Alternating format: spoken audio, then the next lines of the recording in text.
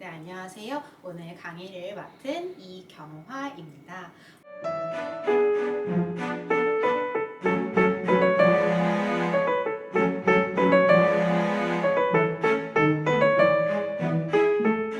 저는 오늘 의정부 문화원에서 새로 나오는 책인 이제 스토리텔링북 관련한 강의를 준비를 했고요. 오늘 강의는 이런 제목으로 진행이 됩니다. 의정부 천년의 이야기, 저승지기의 마음을 훔쳐라 라는 제목인데요.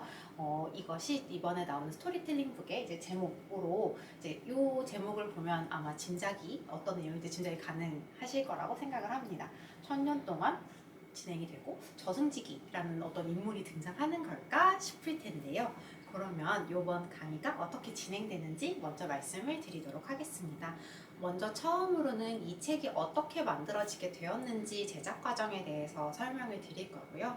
두 번째는 이 책 속에서 집필진들이 하나의 세계를 만들었어요. 그래서 이 세계는 어떻게 구성이 되어 있는지에 대해서 말씀을 드리려고 합니다.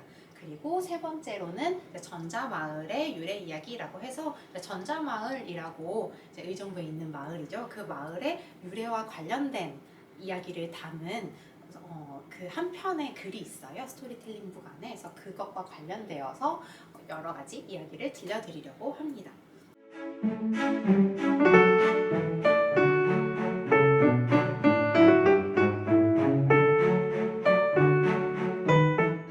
그러면 먼저 첫 번째 제작 과정에 대해서 말씀을 드리려고 하는데요. 아까도 잠깐 말씀을 드렸지만 제목에서 이제 천년이란 이야기가 있고 저승지기라는 말이 있는 것처럼 이 책은 천년 동안 저승지기가 들은 의정부 이야기를 담고 있습니다. 이 책은 어떻게 만들어지게 되었냐면요. 이제 구비문학이라던가 민속학 같은 것을 전공한 집필진들이 참여를 했고요. 그래서 이 집필진들이 의정부 관련된 기록을 수집하는 것으로 먼저 시작을 했습니다. 조선왕조실록이라던가 그것을 비롯한 어떤 역사적인 기록을 먼저 수집을 했고, 그리고 우리가 옛날 이야기라고 흔히 칭하는 설화를 수집하기도 했습니다. 대표적으로 이야기를 한다면 우리 주변에 있는 마을들의 이름의 유래와 관련된 것들이 있을 텐데요. 그래서 의정부에서 이제 사람들이 많이 듣고 이야기했었던 옛날 이야기와 의정부와 관련된 역사 기록을 활용을 하여서 하나의 세계를 만들었습니다. 이 이야기를 누가 이야기를 했을까, 그리고 누가 들었을까, 그리고 어디서 이야기를 했을까와 같은 것을 상상을 하여서 이제 그것을 바탕으로 이야기를 집필을 했고요. 그리고 아무래도 그냥 이야기만 들려드리는 것보다 저희가 말하는 세계가 어떤 세계인지를 조금 더 그림으로 함께 보여드릴 수 있으면 좋을 것 같아서 사파 작가가 참여를 해서 사파도 있습니다. 그래서 이렇게 집필과 사파가 어우러진 하나의 책이 탄생했습니다.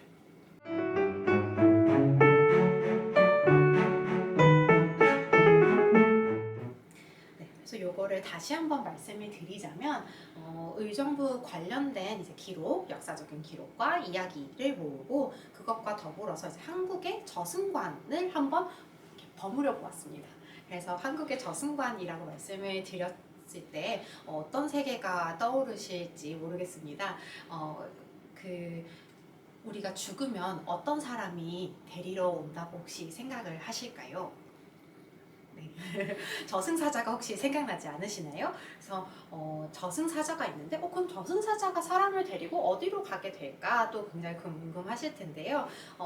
우리가 이제 불교의 저승관을 굉장히 영향을 많이 받았다고 합니다. 그래서 옛날에는 이제 불교를 믿지 않는 사람이더라도 이제 사람이 죽으면 저승사자가 데리고 가서 이제 불교의 시황이라는 존재들에게 재판을 받았다고 생각을 했었는데요. 이런 어떤 한국의 옛 저승관을 활용을 하여서 이제 의정부 기록을과 한국의 저승관을 활용하여서 거기에 집필진의 상상력을 더해서 새로운 이야기를 만들어냈습니다. 그래서 이 책에서 만날 수 있는 이야기는 우리의 이야기 그리고 의정부의 이야기를 바탕을 두고 있지만 이 책에서만 만날 수 있는 어떤 고유의 세계 그리고 또 다른 곳에서는 볼 수 없는 이야기를 담고 있다고 하겠습니다.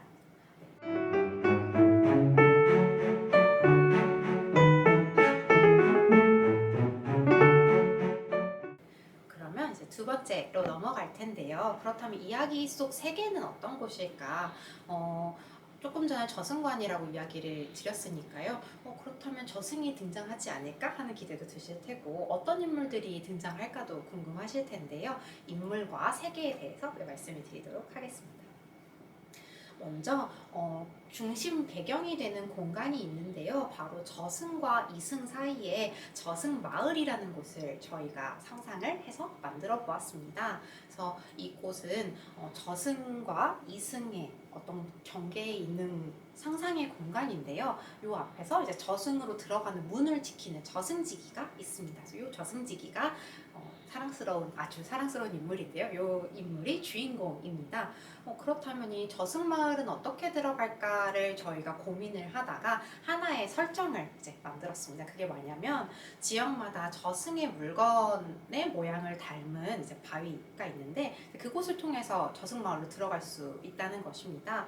근데 그러면 의정부는 무엇이 있을까 한다면 바로 사패산 중턱에 있는 업경대 바위라는 것인데요. 이게 저승에 있는 어떤 거울을 닮은 바위라고 이제 생각이 되겠죠. 근데 업경대가 무엇이냐 하면 염라대왕이 이제 사람이 이제 죽어서 심판을 받을 때 염라대왕 앞에 이제 업경대를 놓고 거기에 이제 사람을 세워둡니다. 그러면 그 거울에 사람의 어떤 죄와 업보가 모두 다 이제 비추어서 이제 확인을 시켜주는 거울이라고 해요. 그래서 사람을 그 앞에 세워두고 이제 너의 죄를 말하라라고 하면 사람은 자신의 죄가 다 비치니까 솔직하게 말할 수밖에 없겠죠. 그래서 그런 이렇게 자신의 정말 잘못들을 이제 고하게끔 하는 것인데요. 이 업경대를 닮은 바위가 바로 의정부 사패산 중턱에 있습니다.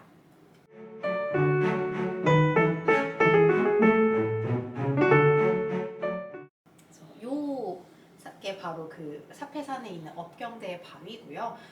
쪽바위, 선바위라고도 불립니다. 이게 이제 전등사에 있는 업경대의 모양인데요. 어떻게 닮은 것처럼 보일까요? 이렇게 거울이 있고 그 밑에 여기 사자라고 합니다. 그래서 사자가 받치고 있는 모양인데 밑에 어떤 조그만한 돌이 있고 그 위에 큰 돌이 얹혀져 있는 게 업경대와 흡사해 보이죠. 이번에 스토리텔링 북에서는 이런 업경대 바위를 통해서 저승사자와 함께 가는 망자들이 저승마을로 들어가는 것으로 저희가 이야기를 써봤습니다.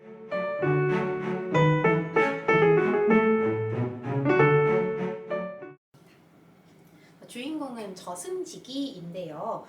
저승지기는 무엇을 하는 사람일까 하면 아까 말씀드렸듯이 이제 저승문이 있어요. 저승마을에는 저승으로 향하는 12개의 문이 있고 그 문을 지키는 존재입니다. 그래서 저승과 문지기를 합쳐서 저승지기라고 이제 저희가 부르고 있는데요. 이 저승지기는 망자들로부터 이승에서 있었던 일들을 이야기를 듣고 그 사람에게 이제 잘 맞는 저승문을 배정을 해줍니다. 그러면 이때 이제 망자들에게 정말 많은 이야기를 들을 텐데요. 우리가 다른 사람의 이야기를 들었을 때 어떨 때는 화가 나기도 하고 기쁘기도 하고 뭐 슬프기도 하잖아요. 이런 것처럼 이제 희노애락의 감정이 이렇게 생기면 이렇게 구슬이 생깁니다. 그래서 저승지기들은 이렇게 사람들의 이야기를 열심히 듣고 그렇게 해서 생긴 구슬들을 모아서 아주 요긴하게 활용을 하는데요. 요긴하게 활용하는 내용은 이제 책에서 만나보실 수 있습니다. 그러면 망자들은 왜 저승지기에게 이야기를 들려줄까? 그리고 저승문을 배정해주는 건 무슨 이야기일까? 또 궁금하시잖아요. 그래서 요거에 대해서 또 설명을 드리도록 하겠습니다.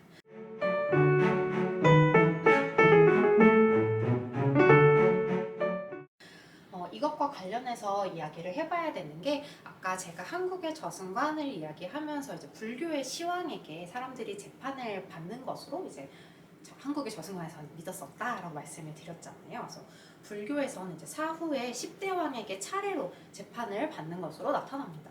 혹시 영화 신과 함께를 보셨을까요? 거기 보면 뭐 이렇게 그 저승에 있는 이제 10대 왕들이 각자 이제 판단하는 게 다르잖아요. 그리고 그 사람들에 의해서 빠지게 되는 뭐 지옥도 또 다르고. 그래서 흔히 사람들이 막 나는 죽으면 나태지옥에 빠질 거야 뭐 이런 얘기를 하고는 하는데 그런 것처럼 이번 스토리텔링 북에서는 이 불교의 시왕의 이야기를 이제 가지고 왔습니다. 그래서 첫 번째 재판을, 그런데 요거를 약간 바꿔서 이 사람이 어떤 재판을 받게 될지가 굉장히 이제 중요하다라고 이제 중요하고, 그리고 요 첫 번째 재판의 결과가 그 다음 재판들에 영향을 미칠 수 있다는 설정을 조금 가미를 해서 저승지기에게 권한을 저희가 부여를 해줬습니다.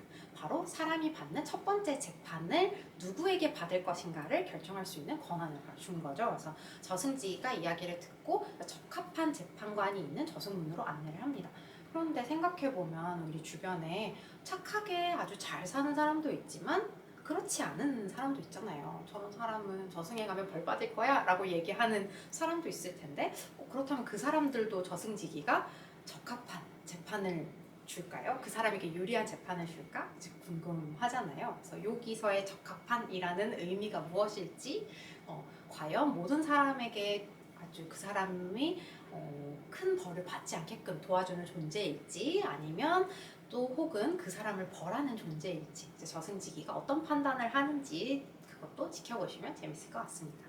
그래서 요 시황 중에 이제 한 명을 대표적으로 예를 들어봤는데요. 그 문 중에 하나가 바로 진관문입니다. 진관문에는 누가 있냐면 생명을 귀히 여기는 이제 진관대왕이 있습니다. 이 진관대왕에게 갔을 때 생전에 정말 뭐 동물을 아끼고 동물을 위해서 많은 희생과 봉사를 한 사람이라면 좋은 이제 대우를 받을 것이고, 만약에 뭐 동물을 학대한다거나 뭐 했다면 그 사람은 벌을 받겠죠. 그래서 이런 기준을 생각을 하면서 저승지기들이 이제 문을 배정을 해줍니다.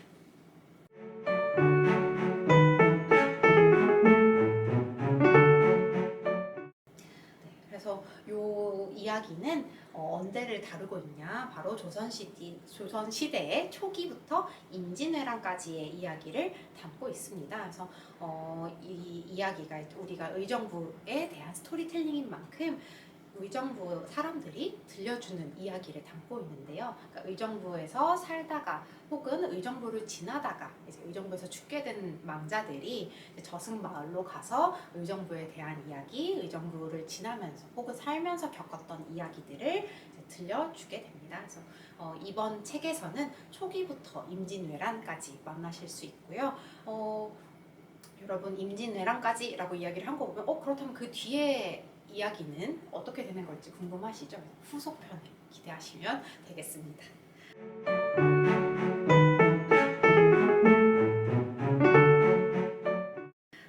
그러면 마지막으로 이번 장에서는 이야기의 재미 요소, 어떤 것을 보면서 이제 이 책을 읽으면 재밌을까를 한번 정리를 해봤습니다. 먼저 첫 번째는 다채로운 저승 세계입니다. 계속해서 말씀을 드렸듯이 우리나라의 저승관에 지필진의 상상력을 이제 더해서 새로운 세계를 만들어냈기 때문에 이 저승 세계가 어떤 곳인지, 어떤 일들, 이런 세계가 구성이 되어 있는지를 살펴보는 재미도 있을 거라고 생각을 합니다. 그리고 또 아까 이야기 드렸듯이 이제 저승지기가 망자 이야기를 듣고 이제 크게 감정이 동하면 구슬이 나온다고 했었잖아요. 그래서 감정에 따라서 다른 구슬이 나오기 때문에 저승지기가 어떤 구슬을 이제 갖게 될까를 궁금해하는 재미도 있을 테고, 그리고 이 망자가 어떤 문으로 가게 될까를 보는 재미도 있을 것 같습니다. 그리고 요 마지막에는 앞에서 이제 구슬을 모아서 뭘 할까가 재미 요소라고 말씀을 드렸는데, 저승지기가 이제 구슬을 다 모아서 새로운 삶을 얻을 수 있을까 하는 것까지 재밌게 보실 수 있을 거라고 생각합니다. 그래서 이 강의를 혹시 먼저 듣고 스토리텔링 북을 접하시는 분이라면 요거를 한번 염두에 두고 봐보시는 것을 추천드리도록 하겠습니다.